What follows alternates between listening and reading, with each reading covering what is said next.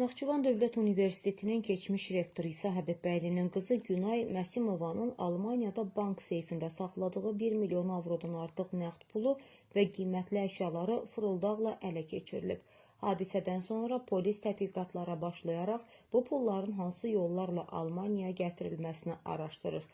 Günay Məsimovanın yaxınlarına verdiyi məlumata görə bankdakı seyfində 790 min avro dəyərində dollar və brilyant 330 min avro pul olub.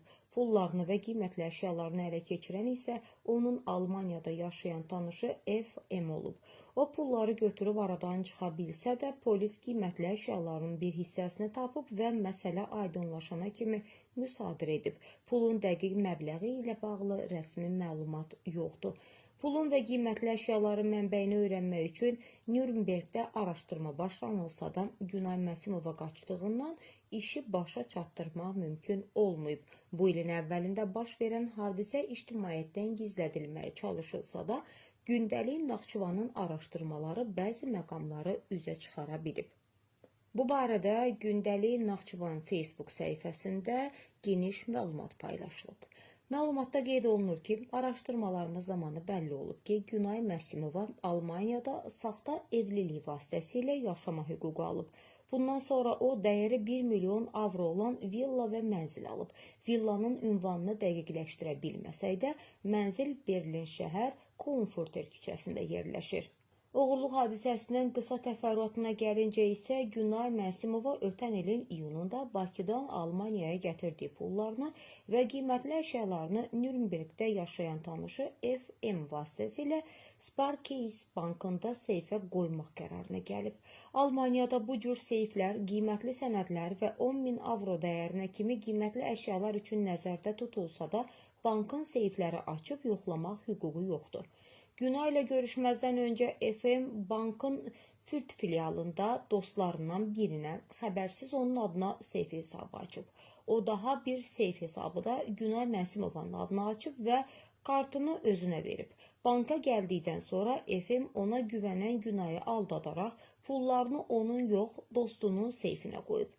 Yanvar ayında brilyant qaşlı qızıl saatlarından birini götürmək üçün banka gələn Günay Məsimova seyfin boş olduğunu görüb.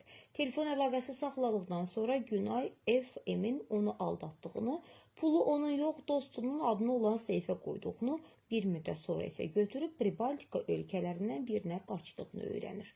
O pulların mənbəyinin soruşulacağını bildiyindən oğurluq barədə polisə məlumat vermədən Bakıya gəlib. Lakin F.M.'in aldadaraq adına gizli hesab açdığı Almaniyada yaşayan dostunun atası Ələsgər Vəliyev bütün olanlarla bağlı polisə məlumat verib. Polis zinət əşyalarından bəzisini tapa bilsə də pullarla bağlı dəqiq məlumat toplaya bilməyib.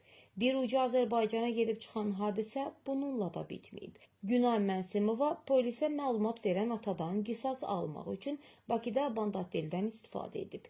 İyun ayında istirahət üçün Bakıya gedən Ələsgər Vəliyevin həyat yoldaşı Amaliya Vəliyeva aeroportda saxlanılaraq bu idarəyə aparılır. Daha sonra ondan tələb ediblər ki, 500 min manat dəyərində olan Heydər Əliyev prospektindəki evlərini Günay Məsimovanın adına keçirsin. Bundan sonra onun Azərbaycandan çıxışına da qadağa qoyulub. Davamlı həbslə hədələnən Amaliya Vəliyeva sonunda evi Günayın adına keçirməklə razılaşıb və nəhayət bundan sonra onun ay yarımlıq girovluğu başa çatıb ölkədən çıxışına icazə verilib. Yaxın günlərdə bu məsələnin təfərrüatını diqqətinizə çatdırmağa çalışacağıq deyə gündəlik Naxçıvan səhifəsində yayımlanan məlumatda iddia olunur. Səsləndirilən iddialarla bağlı qarşı tərəfin də mövqeyini işıqlandırmağa hazırıq.